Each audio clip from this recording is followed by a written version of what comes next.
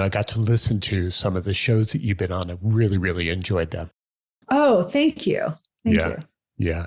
Yeah, Um, you've got a great podcast too. I've listened to some episodes. So oh, I think it's thanks. going to be a great conversation. Yeah. Yeah. Definitely looking forward to making this happen. Before we begin with the day, I just want to ask you, what have you eaten today? What have I eaten today? Yeah. Oh, that's a great question. A lot less than I should have. Oh, Um, Coffee, a smoothie, and half a nectarine. that's it? That's it. Why is that? Just wondering. You're a decision scientist. You practice Yeah. decision science, which I'm going to have you please describe to everybody who's Yeah. watching or listening to us. How did you arrive at the decision to eat what you ate today? So that's a really great question. I tend to listen to my body a lot more than I used to when I was younger, but I also am very cognizant of how hungry I feel. So I know that if I feel too hungry, or if I feel that kind of that burning sensation, that my decision making will be compromised. Ah, Hunger does impact your decision making. You're more likely to be more impulsive.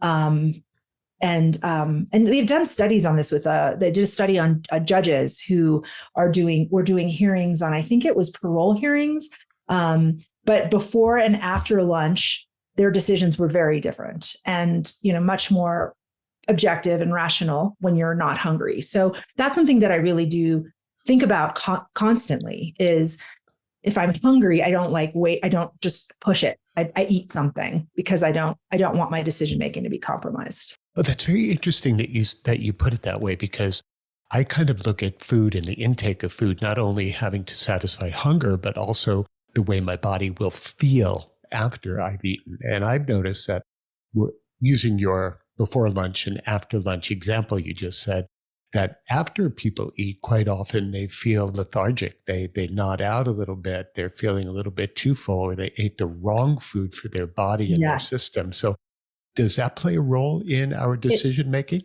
totally. And it totally depends. Well, it depends on how much you eat. Yeah. If you're eating too much to where your body is totally shutting down everything else in order to just digest. So that is why I tend to eat small amounts.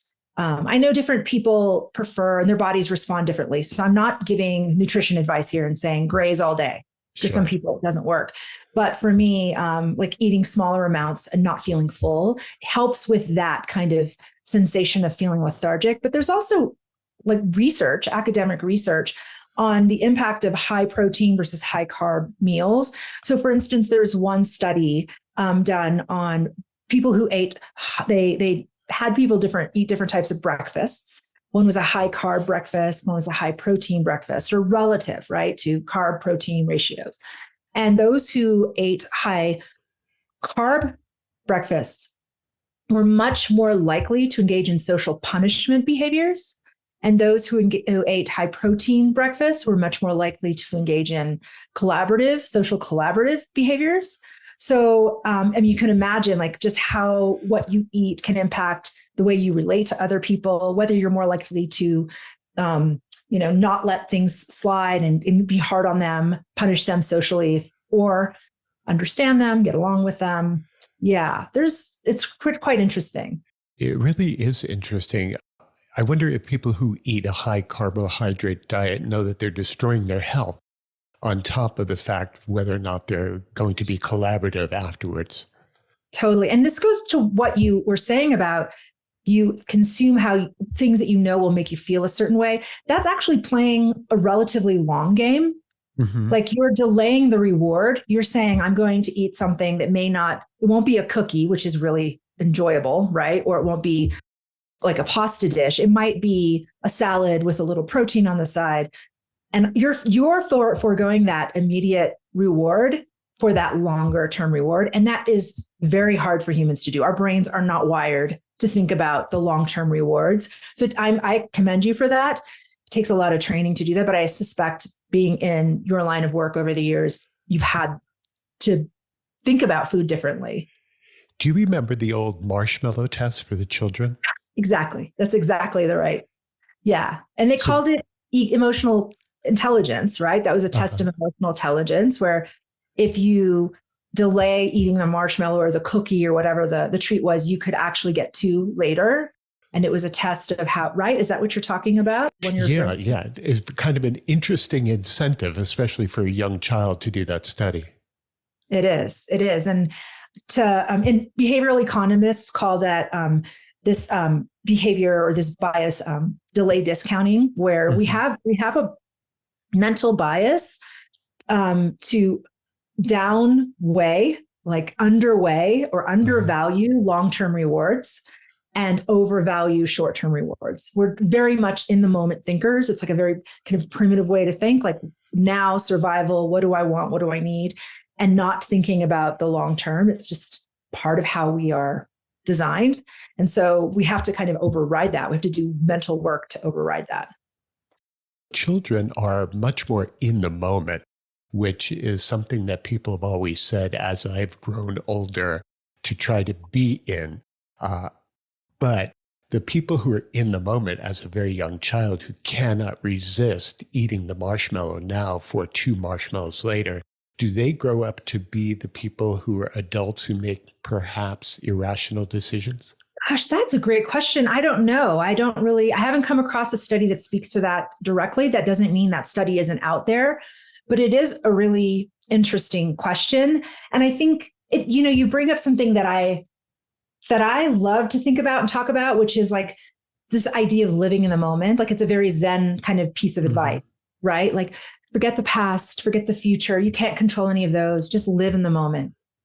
And I think there's a time and place for that. I think a lot of these pieces of advice we hear are just other mental shortcuts we're told to employ. They're just other heuristics, which means if we employ them all the time, then we're employing them at the wrong times, sometime.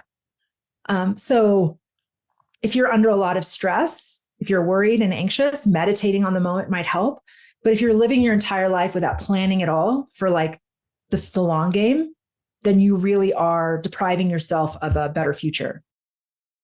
Back when man was a caveman, back in those days, we were just talking about this last night, about the way we have started to eat versus the way we ate a million years ago was about being productive. And the caveman was very productive when they were planning the hunt and in the hunt. Once they killed that woolly mammoth, they sat down and they feasted until there was no more woolly mammoth, and kind of like in a hibernation mode. And so when you talk about being in the moment, focusing and concentrating, and then just kind of being able to turn on the energy and process things as they come, how does that all work together? Well, I think I'm not sure if I'm going to directly answer your question, but I what the example of the hunting the woolly mammoth, or primitive, more primitive. I don't use the word primitive in terms of like less developed. It's just that era, right? An earlier era time, pre-modern times. Living in the moment was it made sense because that's how you would survive. Like you didn't live in a world where you mass produced food and kept it in the fridge, so you didn't have to worry about the moment. And also there was no need for planning career trajectories or meeting someone that you're going to marry for life or having a retirement plan. Like it was really, very tight-knit communities. Everyone took care of each other. So it made sense to live that way. It doesn't today. It just doesn't today. And so I don't know if I'm really answering your question. I think you are. I think you are. We should probably just take a step back and ask you to please explain what decision science is, because it's a fairly new term for a lot of people. Maybe they would kind of connect more if they knew a little bit more to begin with. Yes. So quite simply put, it's the study of human decision making. So it's most of it is about what goes wrong, right? Like biases and heuristics, social influences or forces that cause us to make choices that may be against our best interests. And some of what you might read about decision making and optimal decision making is all about rationality. Other things you might read might be like, I'm not of the school of thought where every decision has to be rational by any means, but it is a challenge to think rationally. So a lot of writers focus on how to do that. But there's also something to be said about thinking efficiently, which means sometimes you need to employ mental shortcuts. It's knowing when to do that. But yeah, what goes wrong is a really big part of that. So there's a lot of research, and it's cross multidisciplinary, from neuroscience to behavioral economics to sociology, around like how do decisions kind of get constrained by our social environment or become subject to like tricks that our brain plays on us. And then there are decision analysts who understand decision science and use that prescriptively. Like, here's how you should make decisions. Like in this instance, here's what you need to do. So, yeah. A moment ago, you mentioned the word rational and arriving at a rational decision. You and I have a feeling probably believe that rational is the same thing. But there are a lot of people who are well-educated and those who are not, who rational maybe doesn't mean the same thing that you and I believe. So how do you weigh that out? Is there a metric for that? That is a great question. Oh, is there a metric for that? That's a great question. Rationality is a construct. It's a social construct. We've kind of made it up, right? Like we have identified a list of criteria that together describe a certain type of thinking or decision making, that then we put the word "that's rational" on it.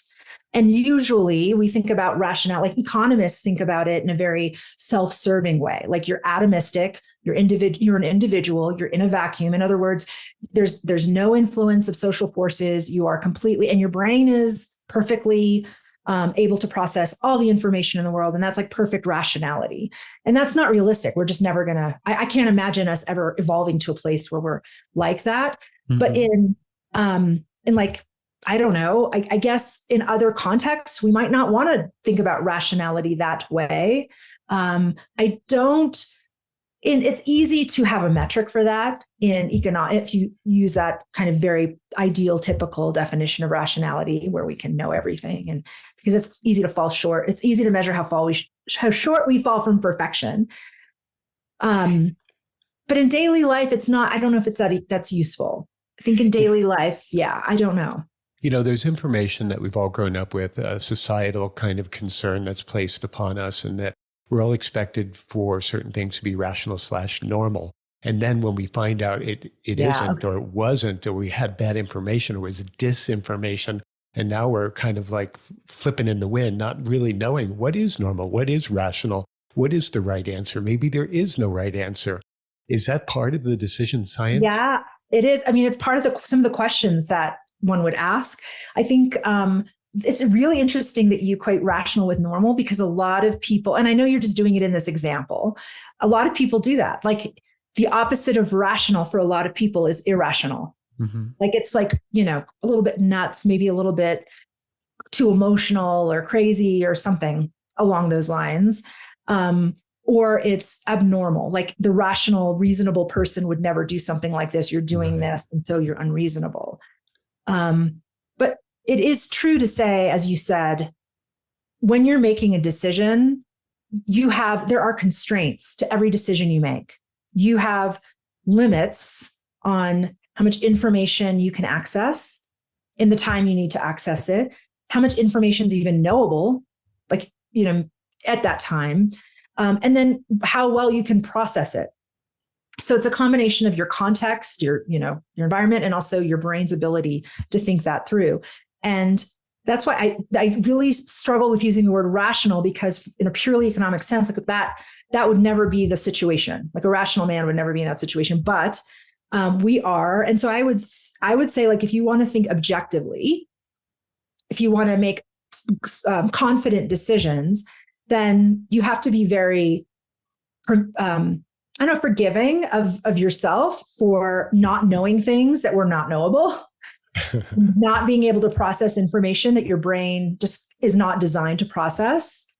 And so if you can at most maximize your chances of reaching the goal that you want to reach, then I say you're doing a good job.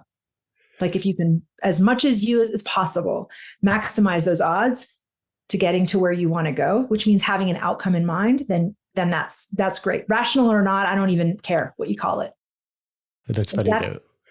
During this, you're sounding very mathematical and very like an economist would think, or an investor.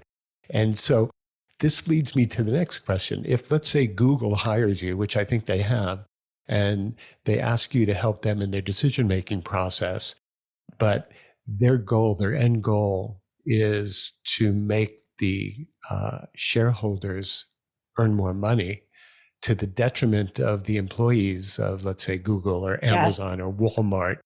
Walmart, for instance, has people on part-time. Instead of being able to give them health insurance, they put them on part-time, right? So there's all this kind of screwed up stuff in the corporate world.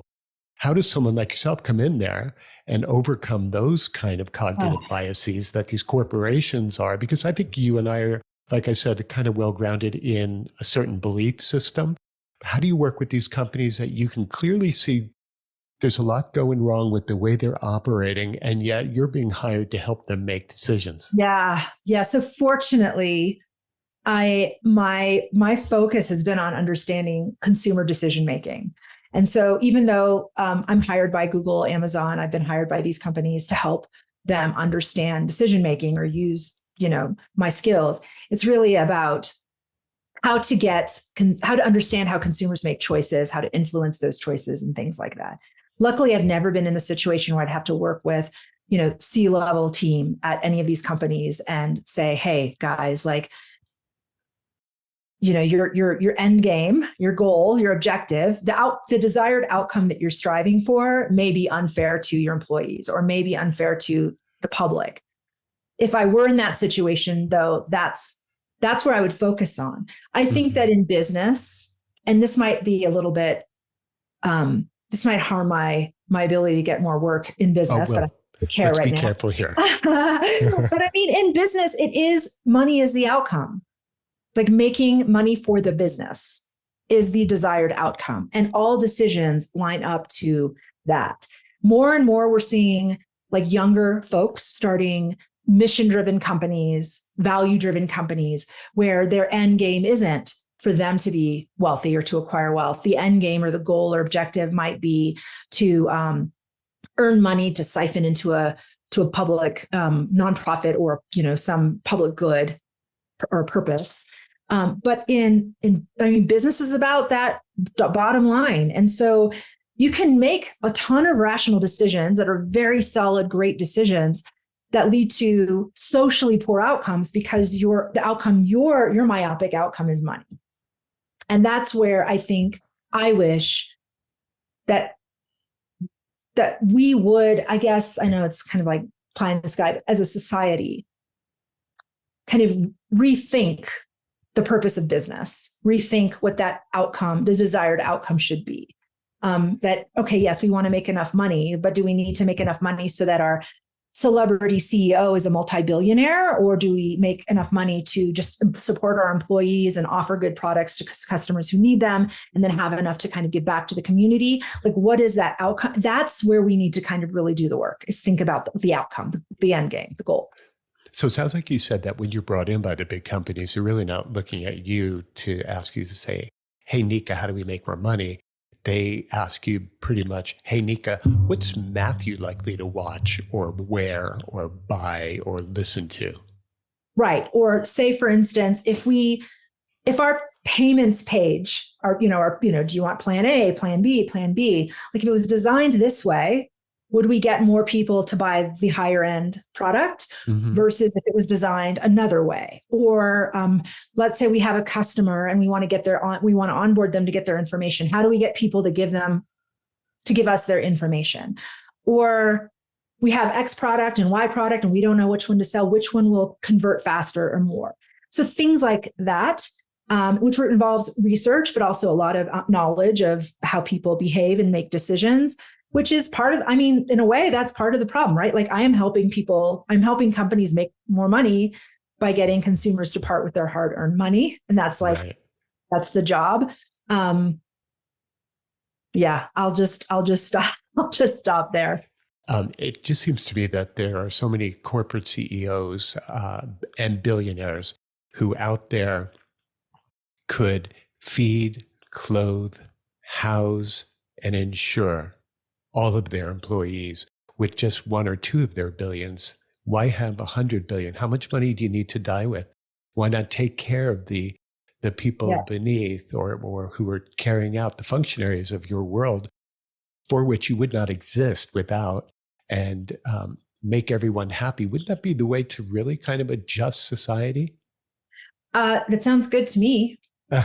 Sounds good to me. But again, I think there's delay discounting. There's also this kind of, we're naturally myopic, I think, is our brain design. So it's like a lot of people criticize, businesses and business leaders for being greedy or being like having this sinister agenda. Now, I'm not saying that none do, but I'm saying that it's more likely the case that brains designed the way they are, put in the heads of those CEOs, are likely to make very short-term, immediate decisions that are self-serving, because that's what the primitive survival brain wants to do. And it's really hard to think beyond like your community. It's hard to think beyond your immediate environment. And in that world of like high-level CEOs, you're really making decisions that I think in a lot of ways are for your business, but then like, how do I compete with, like, as Elon Musk, how do I compete with Zuckerberg's status? Or, vice versa. Like that is part of what rewards matter to them.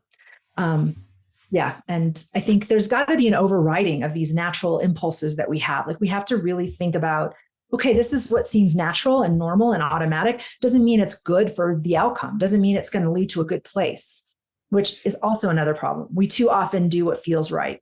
And sometimes what feels right isn't right. It's funny that you bring up Musk and Zuckerberg.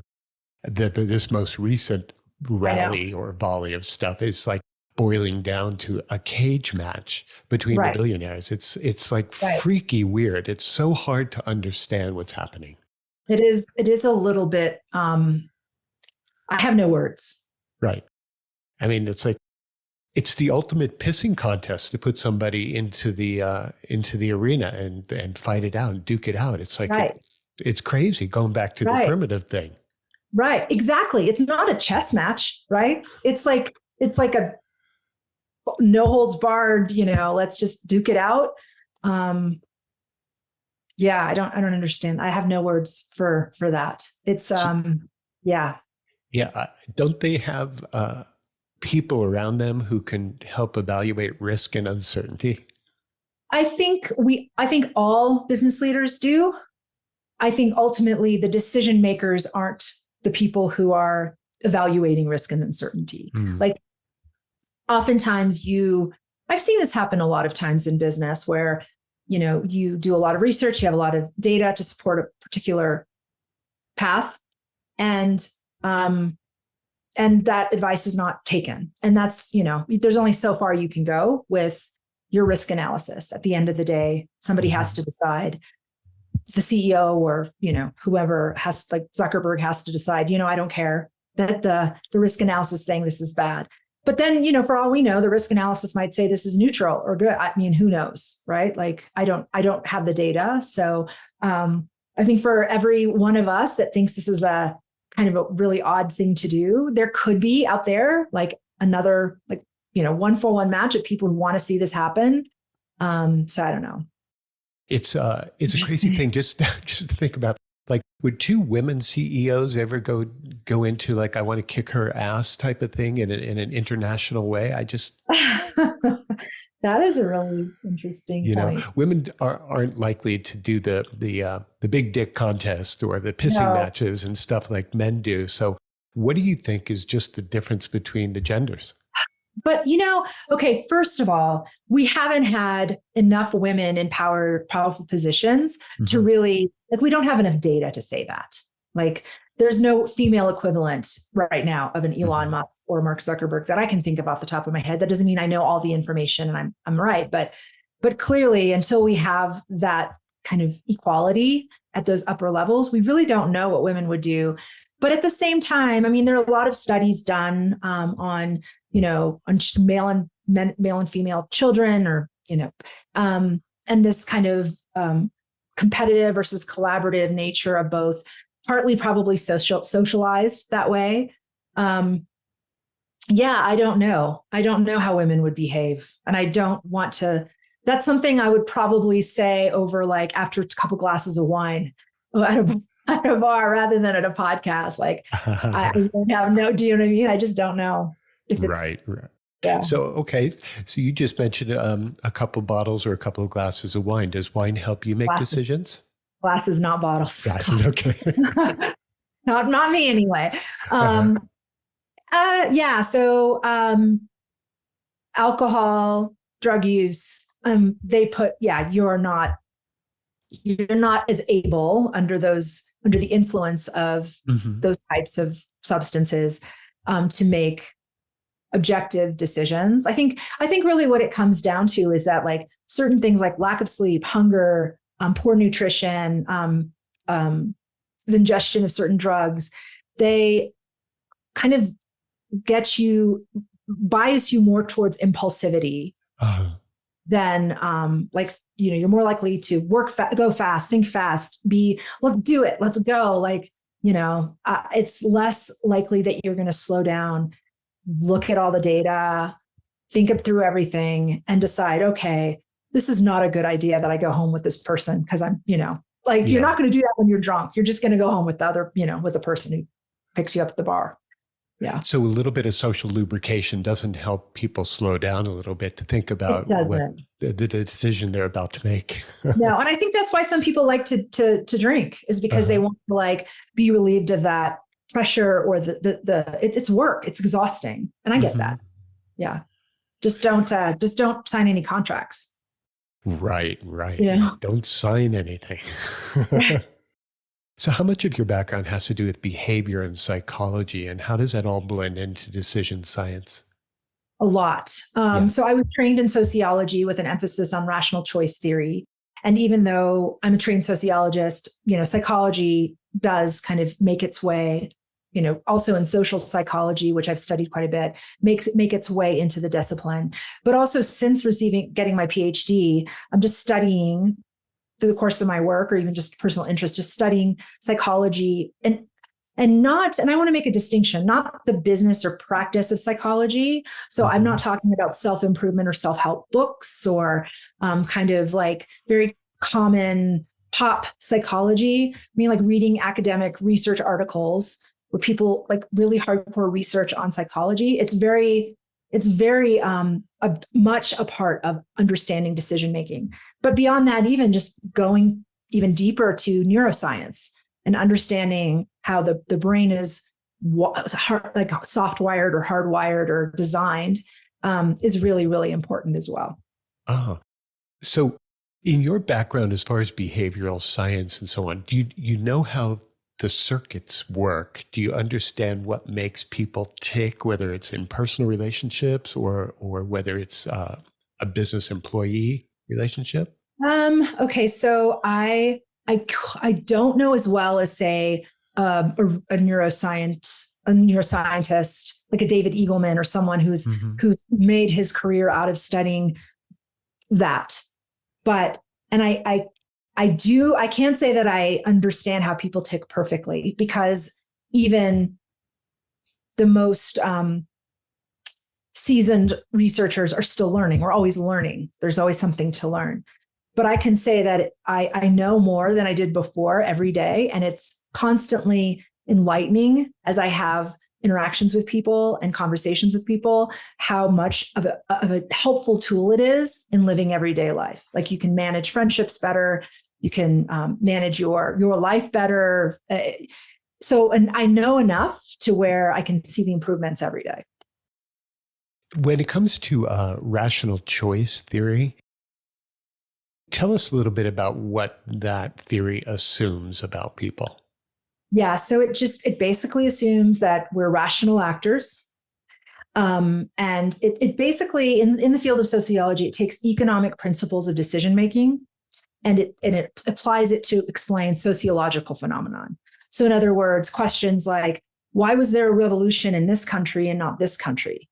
Or why is why are some environments more likely to spawn political revolts and others are not? A rational choice model will go in and look at like the independent decisions that each actor or a group of actors make, how they solve problems of collaboration or problems of cooperation in order to kind of work together to do whatever it is they do, how they manage risk or how they think about risk.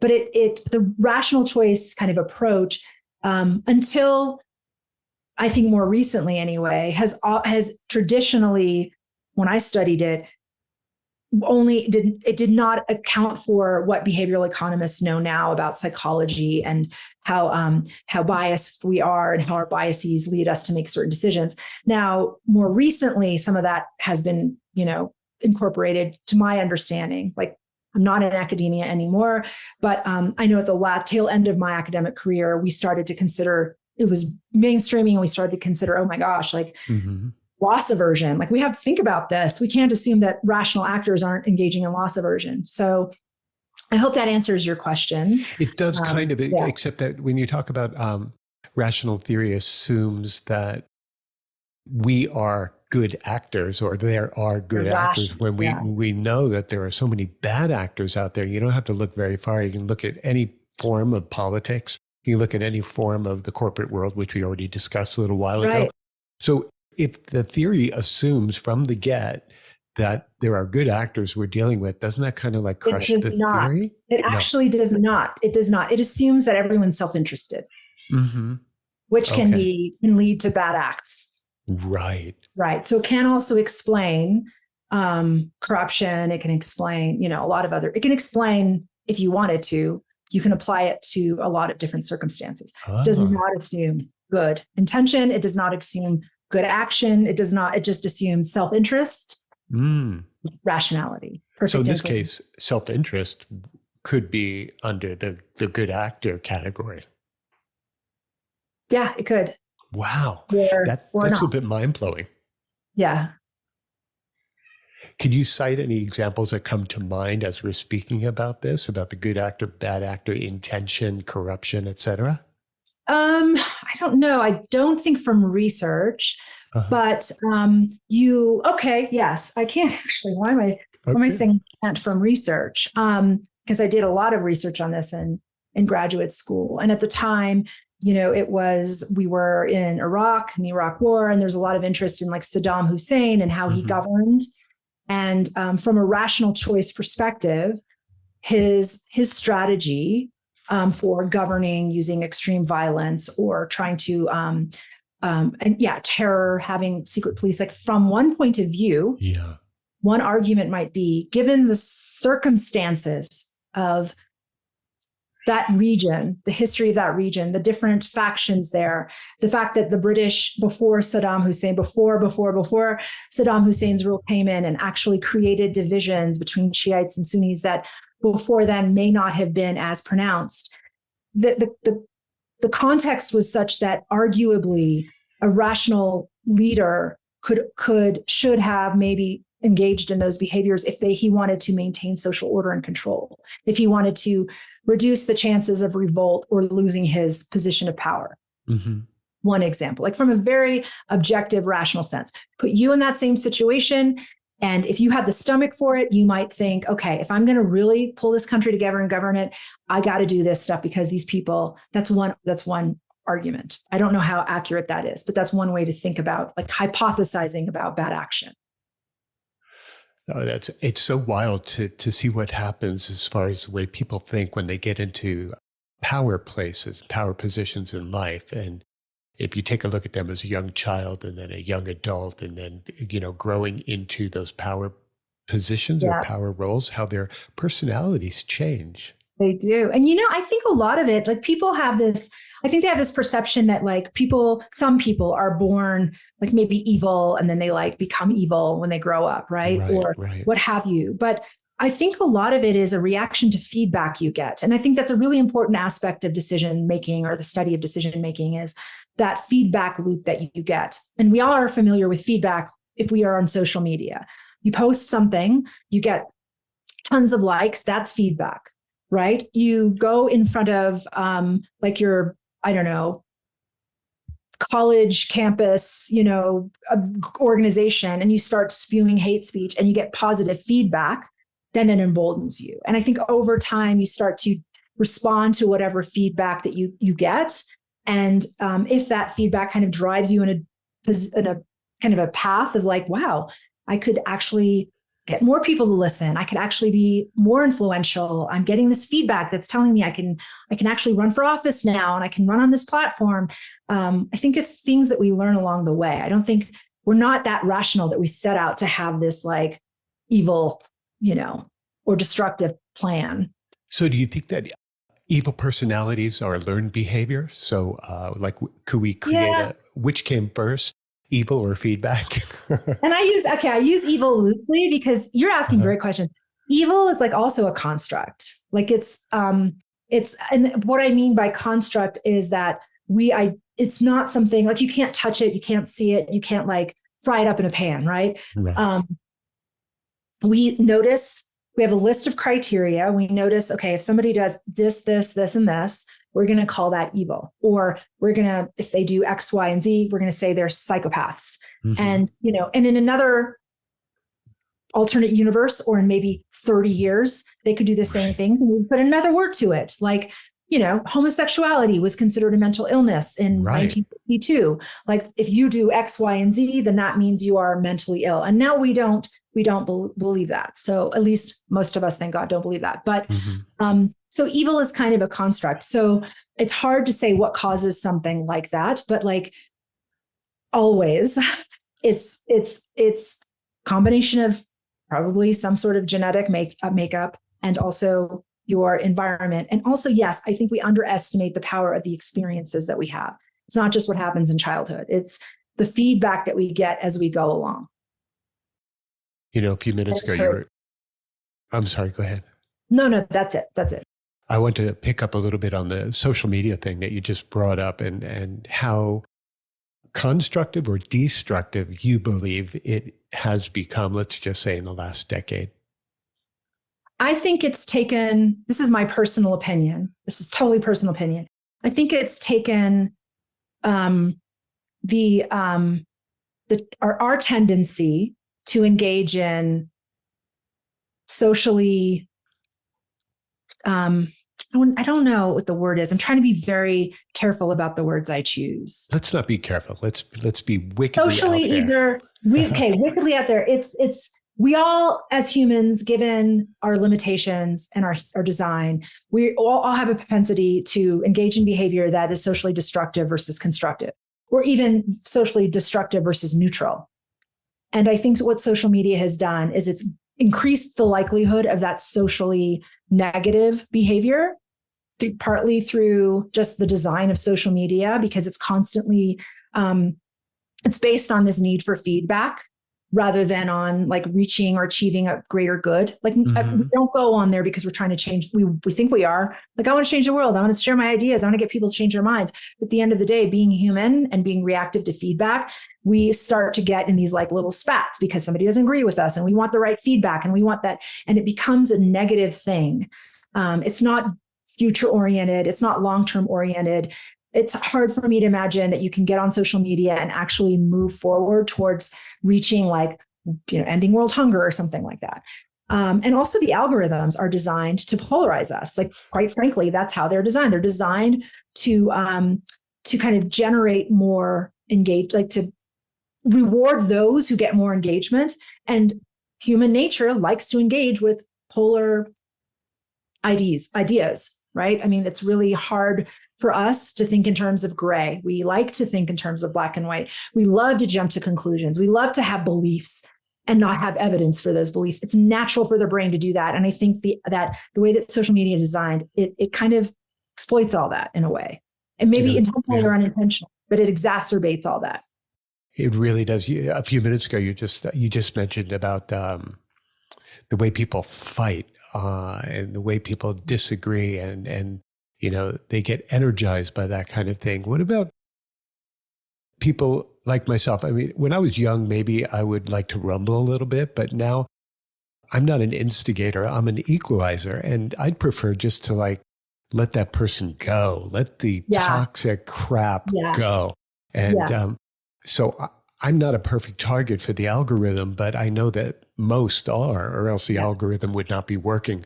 But how do you suggest to someone that maybe fighting is not in their best interest and that maybe focusing on something else is? So I think, and I have a guide on my website on how tell to us the website name while we're talking about. It's Your Next Decision, yournextdecision.com. And I have guides on there, and I'm publishing more. But there's one on how to change a misinformed mind. Like if your loved one, somebody you care about, believes in something that is based on misinformation, how do you manage it?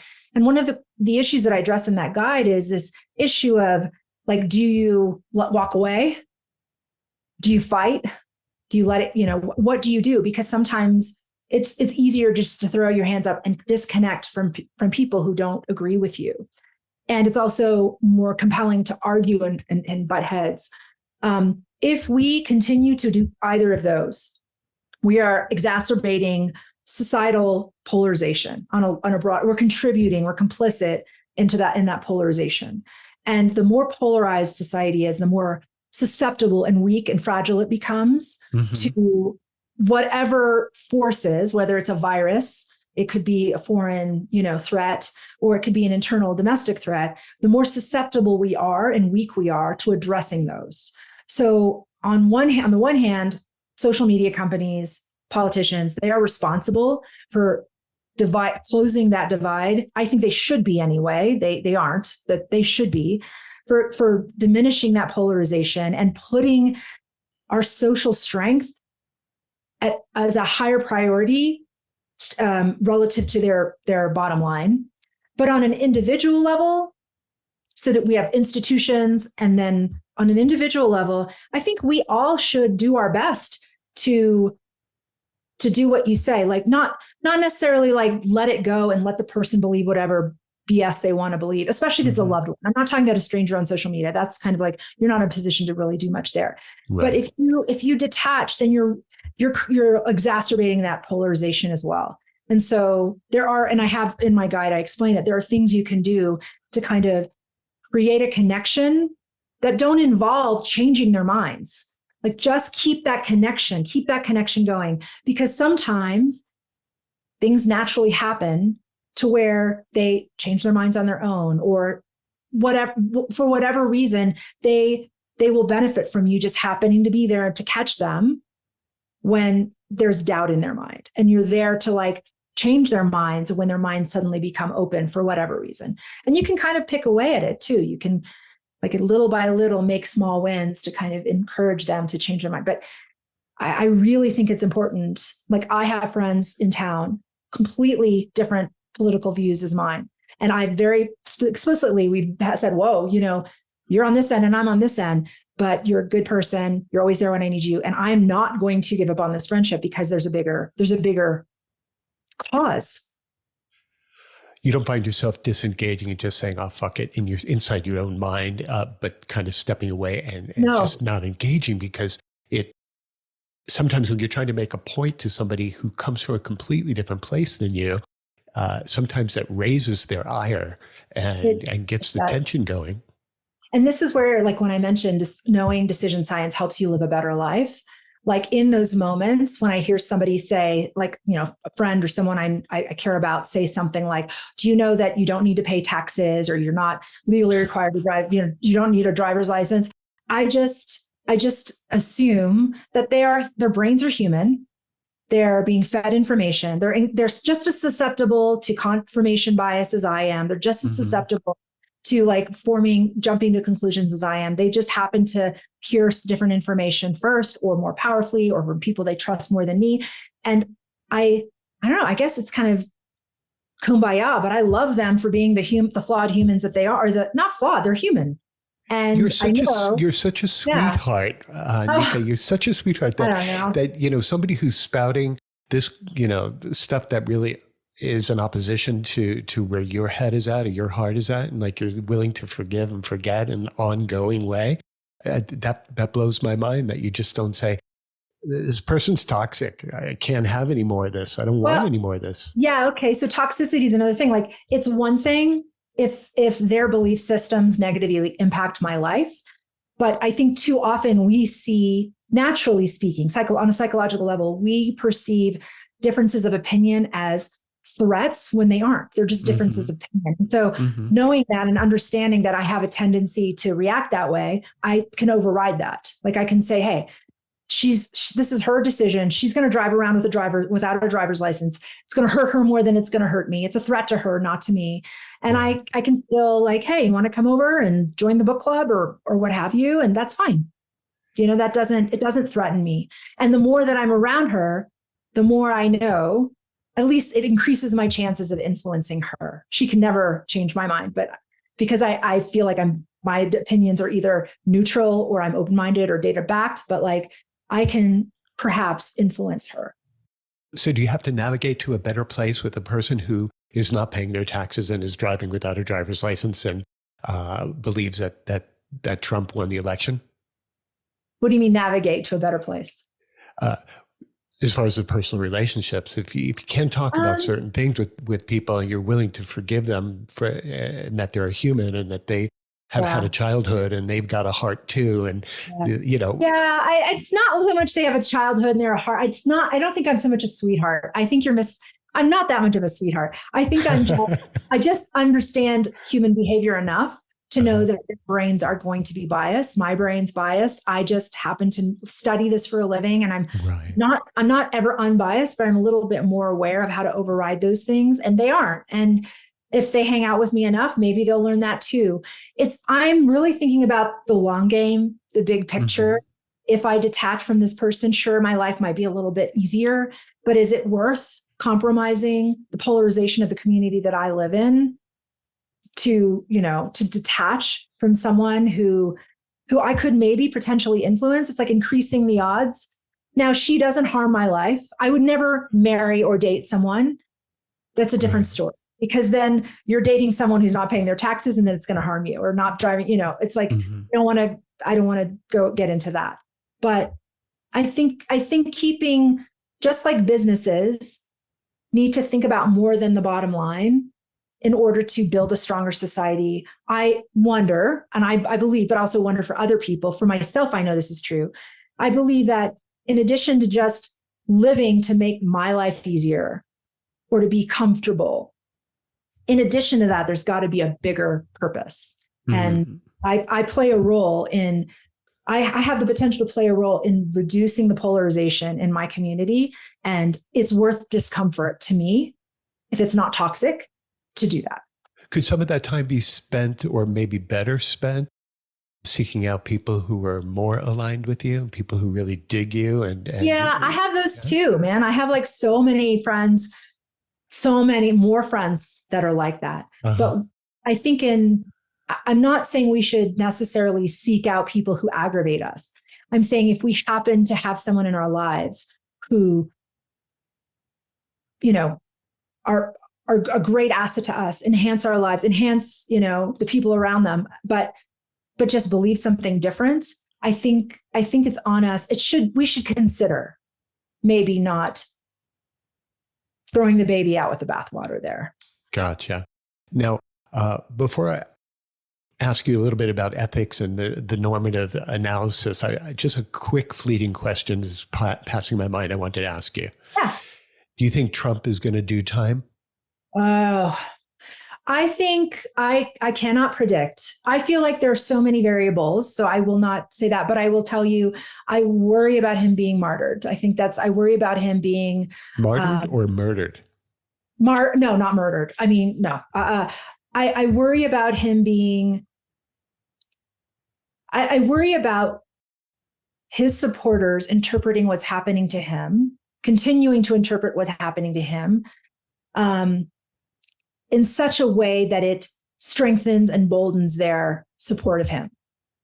And I worry that the more suffering he goes on, he experiences, or the more of the more he has to complain about, the stronger his base. And I'm not saying this is necessarily going to happen, but I worry for that.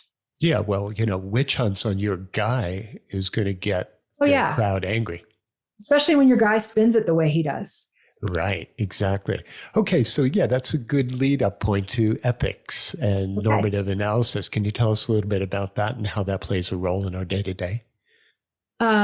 Ethics. So I guess this is, again, perhaps my point of view after the research studies that I've done.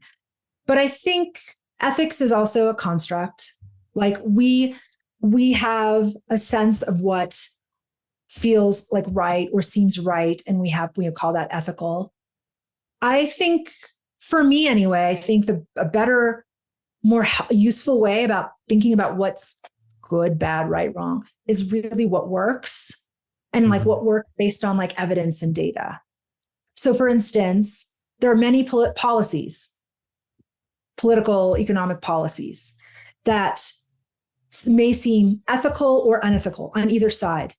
But if the data and the evidence shows that they are not working in, creating more equality or supporting those who are in poverty or what have you, or even helping small businesses, whatever the objective is, if it's just rhetoric and rubric and it's not actually working according to the evidence, then who cares if it's ethical or unethical? Like it's not doing what we care about. And what we care about is what works. Like if we live in a society where we are not striving for equality, it's going to like fall apart. Like it's not sustainable. Immigration policy is a great example. Like a lot of rhetoric around what's ethical or unethical. Like this is our country. It's not right. You can look at it, you can spin it any way. But at the end of the day, if you look at how immigration policies actually impact people's lives on a day-to-day basis here and abroad, that you can then see what doesn't work and what works. And again, call it ethical. I don't care. Call it unethical. It doesn't matter to me. We should do what works. Is it analytics that drives whether or not something is ethical or otherwise? This is again, it goes back to like our tendency, our psychological tendency to jump to conclusions without sufficient evidence. It's natural for us to do that. Our primitive brains are designed to do that. We're comfortable. It feels good to just decide, I heard a story about this immigrant who was a criminal. And so now it's comfortable for me to just decide all immigrants are criminals. Right. I've decided, it's done. I don't have to worry about it and stress about it. Now I know what to do. But if you don't slow down and look at all the evidence, then you're really basing your future decisions on a bad belief, and you're going to do things that don't work. So yes, it is absolutely about, for some things, slowing down, for important things, big things, slowing down. Let's look at the evidence. And evidence is not Trump telling a story. That's not evidence. That's an anecdote. I mean, there is a way to do research, and it's not the way that a lot of people who believe in misinformation or perpetuate that online. It's not how they do research. There's a way to do it where you can actually look at the evidence the right way and determine that. Okay, so you're somebody who goes to the research, and I am often as well. But when you have 50% of the population who believes what they hear is the be all end all, how do we deal with that? Yeah, I mean, I always go back to like, what can social media companies do differently? Because what social media platforms are vectors. They create vectors for flow of information. And if there wasn't that kind of, it's kind of hard to say, because free speech is also an important thing, right? But if you create an environment where any BS bit of information is allowed to flow through society, like just go anywhere and infiltrate then it can be problematic. Like there isn't any, and we aren't really in school. We're not trained to vet good and bad information. I mean, people talk about this all the time. We don't learn critical thinking in school. And I think that's right. Like we don't learn how to evaluate good and bad information. We usually go on what feels right, what we want to believe, what kind of aligns with what our parents taught us or what our friends believe. So we jump to conclusions. I feel like I'm kind of rambling here because there's so many ways to address this, but just slowing down, thinking it through, not believing the first thing you hear, not believing things that just feel right, and just looking at, like, if you believe something, don't just Google it. Google the opposite. Try to disprove what you believe. And if you are actively acting like your worst enemy and trying to disprove what you believe, in good faith, not like as a performance, and you still come up with the same answer, then fine. But I don't think too often we do that. For many people, jumping to conclusions is the only exercise they get. And they'll buy anything. And so it's very, very difficult because, the information that they have somehow is specialized, and they've done the research, and what they've been able to get now becomes the truth. And over time, that's how things become normal, right? Is because society and culture accepts it as such. Right. And go back to the example of homosexuality being an illness, right? Mm-hmm. It's just, right. I think enough people and enough of the majority just thought that felt right. And, that whole free speech thing, one of the crazy things that comes to mind right off the bat when I hear that term is Elon Musk buying Twitter. And he claimed at that time that he was a free speech absolutist. And here we are a year later, seeing how many things he's bent and how much censors he's not surprised. Power.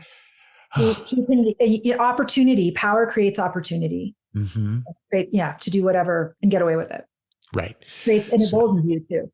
And people don't understand what free speech is anyway. So they think inciting riots and creating criminal behavior is free speech, but it's not.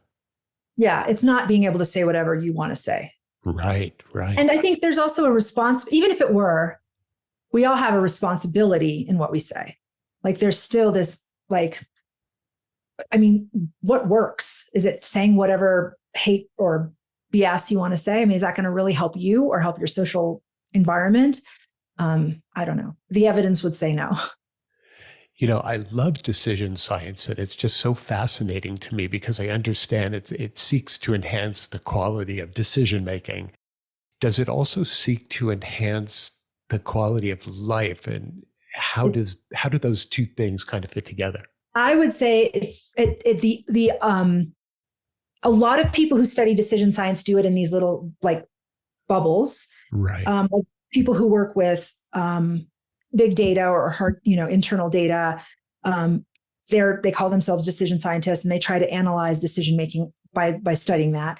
People who do AI, use decision science to kind of generate the right AI tools in a particular way. So there are different bubbles in which decision making works. In my opinion, the most righteous way to think about decision science is that it is first a life improvement tool. And it is one way to reach a better life. Like the way that I hope to do my work moving forward is to demonstrate that. We may never reach total social equality. We may never reverse climate change. We may never perfectly get back to where we want to go. But if we are incrementally maximizing our chances by making better decisions, then we're going to live better lives. Can you see one sector, whether it's business or healthcare or public policy or personal development, where we're making huge improvements or recognizable or significant improvement? Where we are making improvements? Yeah.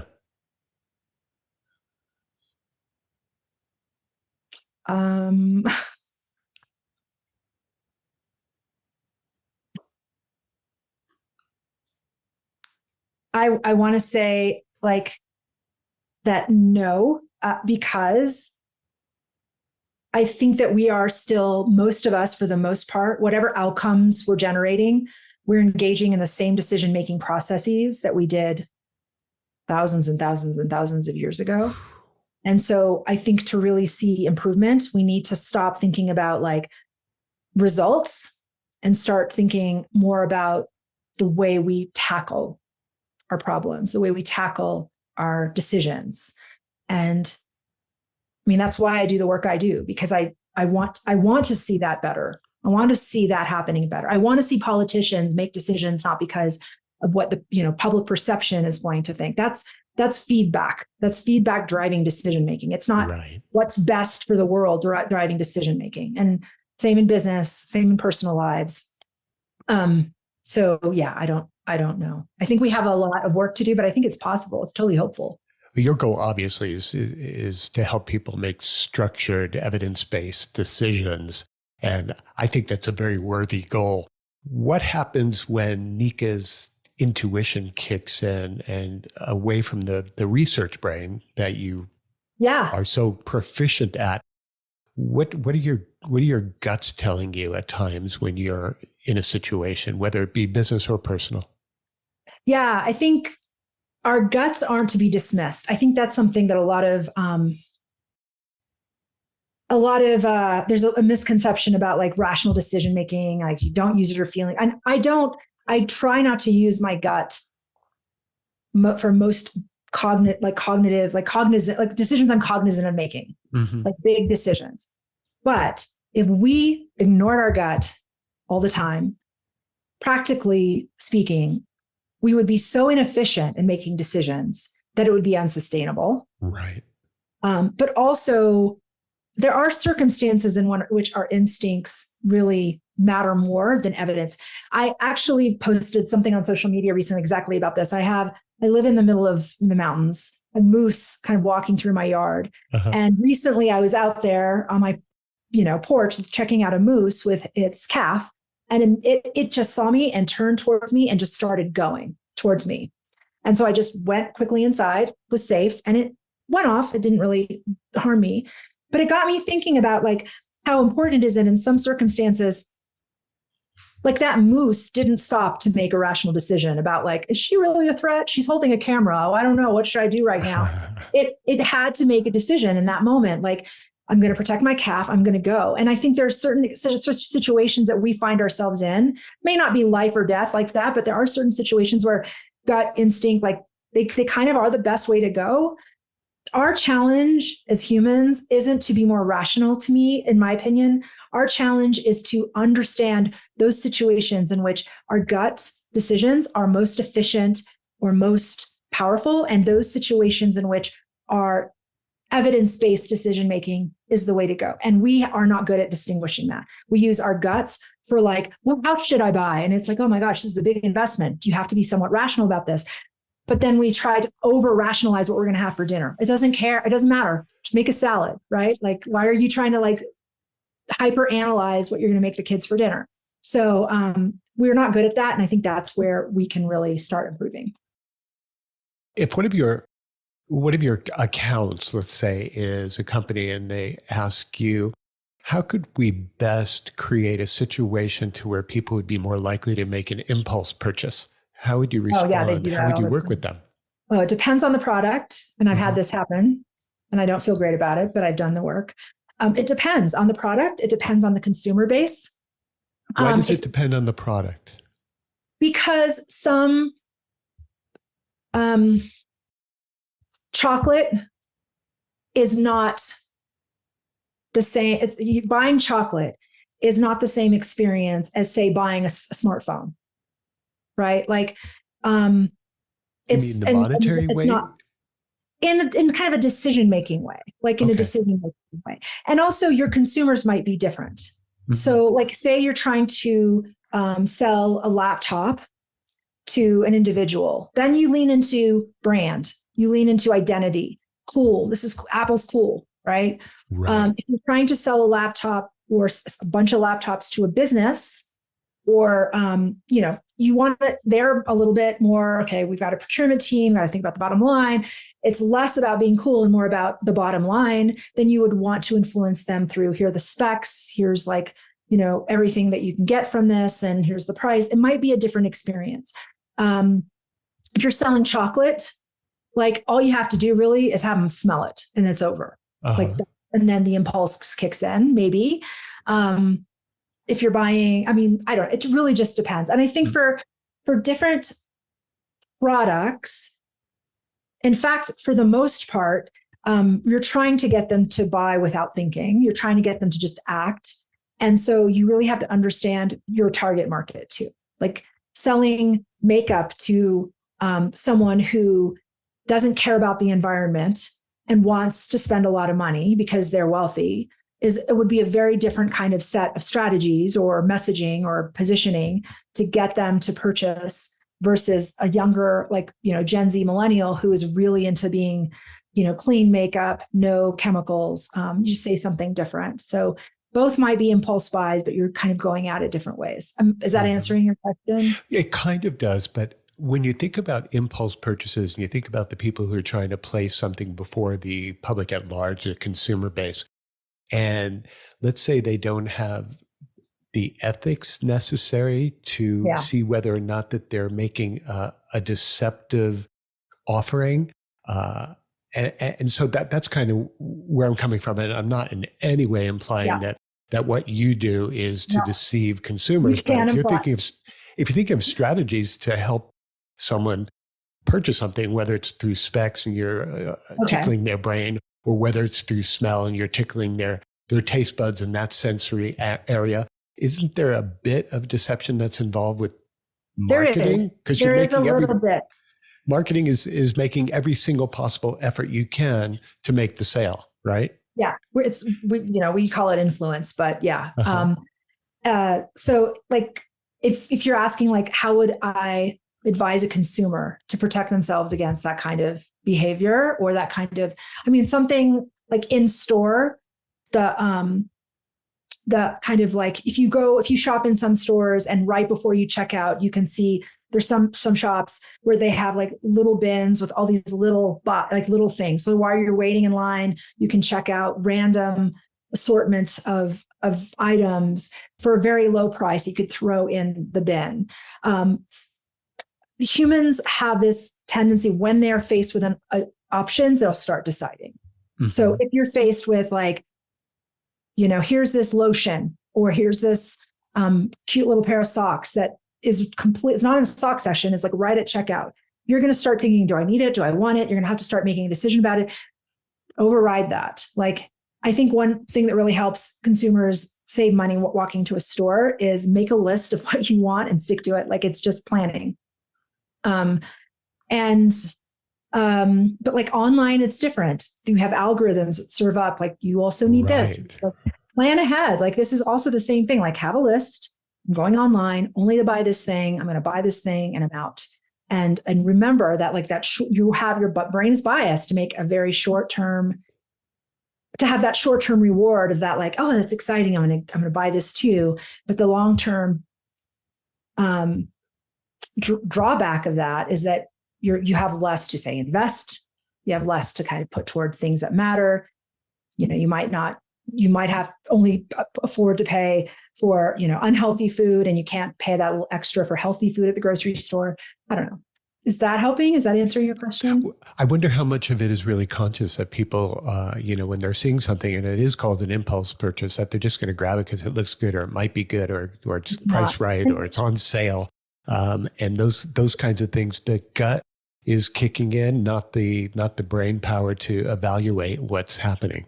Right. And so in that sense, I have to be fair to a lot of businesses and companies, because it's not easy for them to get people to impulse buy sometimes, a lot of times, because they're fighting their habitual behavior and, consumer habitual behavior, which you have to break in order to try something new, or you have to kind of, it's not easy to do that. So it's not like big businesses are like, they have this formula to manipulate your brain and play these Jedi mind tricks to get you to do what they want you to do. They're trying to get you to buy stuff.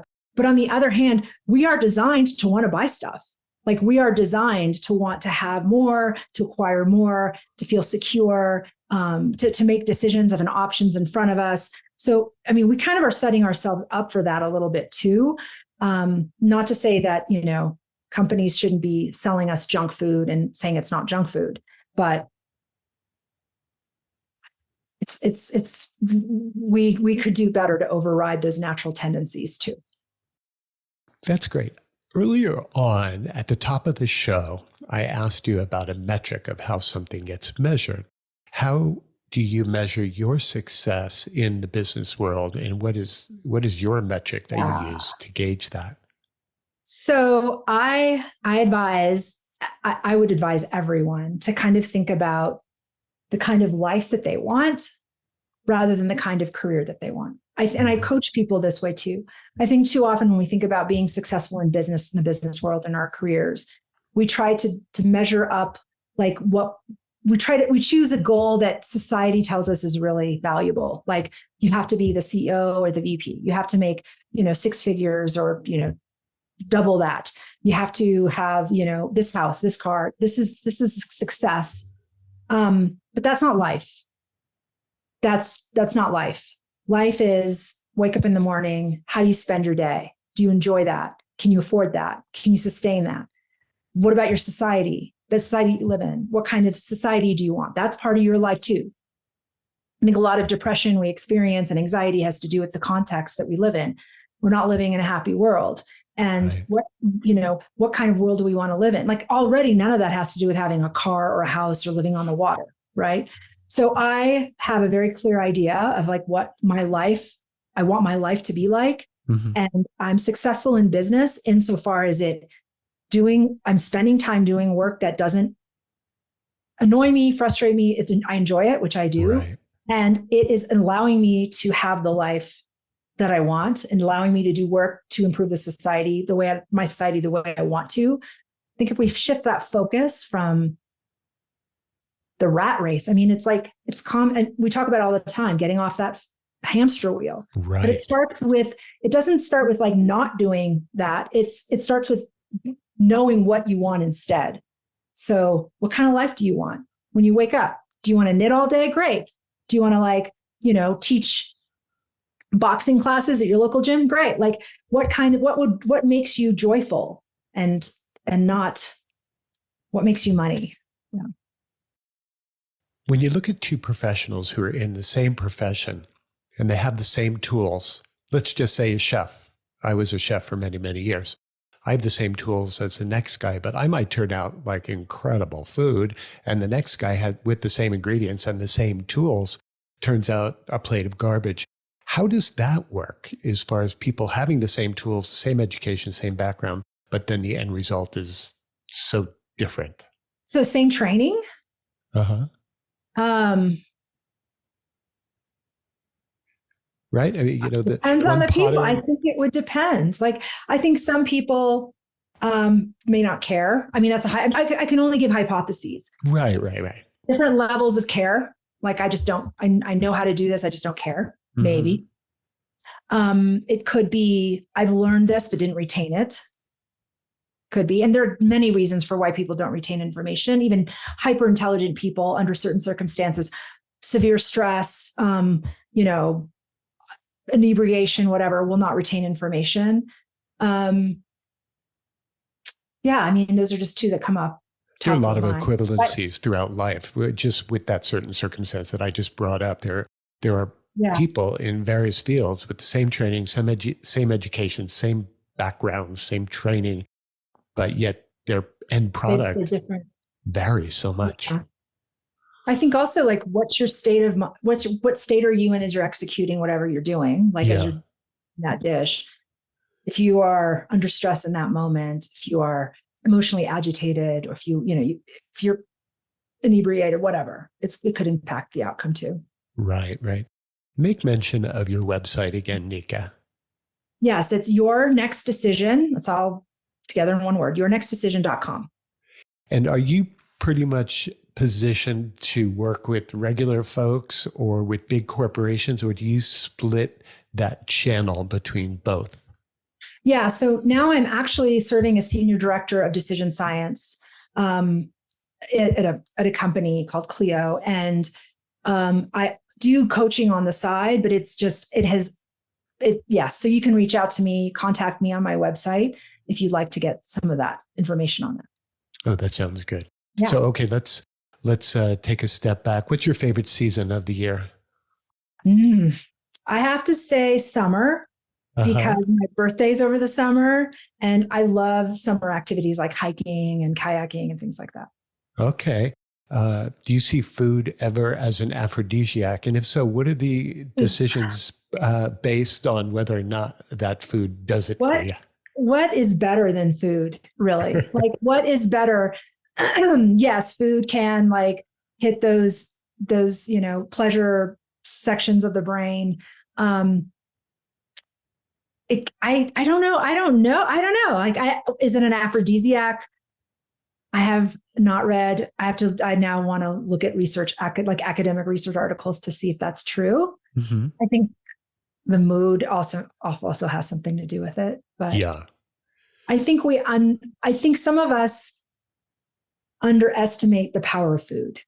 Like, what you consume does impact how you feel, how much energy you have, how clear you are in your head, and joy. I mean, joy is so essential to life. Like, if we don't feel joy, there's no reason to go on. And I think a lot of depression comes from like having inadequate like injections of joy in your life that are healthy, not heroin, right? Like just injections of like a good meal and I think food is I think it's important. Food, music, art, like these things are what life is about, in my opinion. I totally agree with that.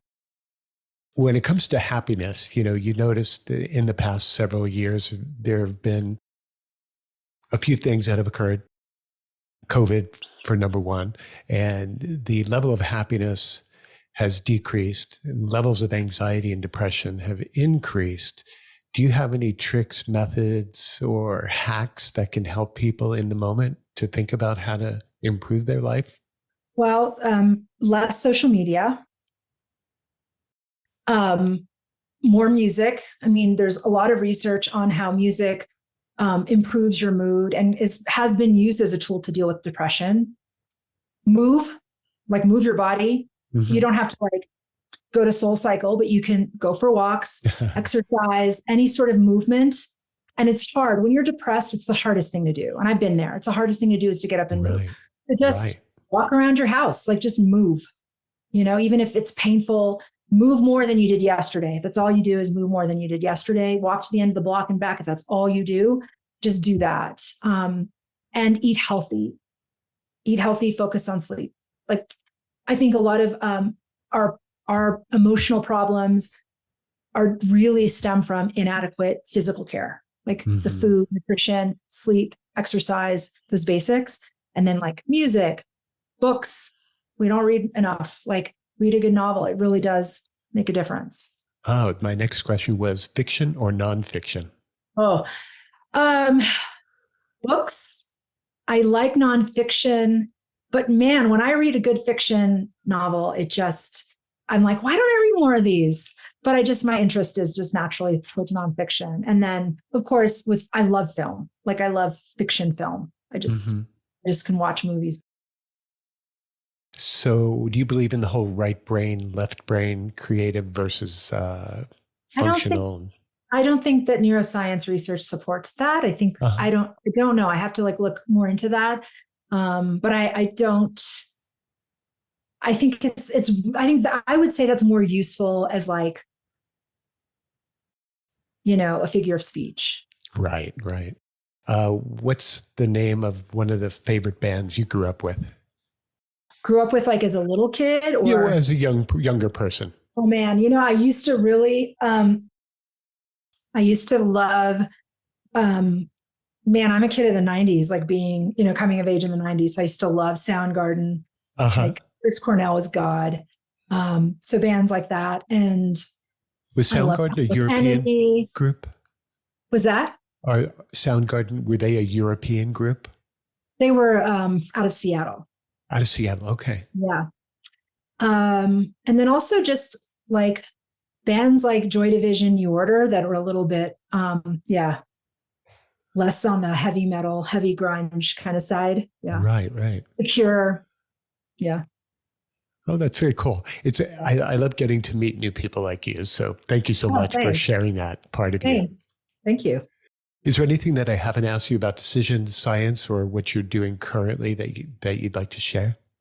I can't think of anything. Only that we all have the power to turn it around, whatever it is, with one good decision. And there's hope in that. Oh, I love that. And lastly, I wanted to ask you, do you have a book that's available that people could pick up if they'd like? Well, I have one on investing. If you go to my Uh-huh. website and go to books, you can see like where I've been published. I've co-authored a book on decision science for investing. I'm currently working on a book on like just decision science for a better life. So if you subscribe to my website, you'll get information on that. Yournextdecision.com.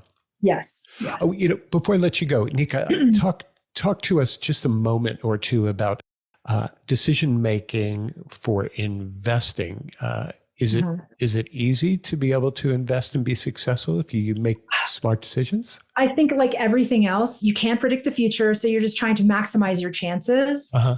And I think too often, and the book goes into this, we use biases to make our investment decisions. Like we use like just whatever's easy. Like I've got a 401k with my company, I'm covered.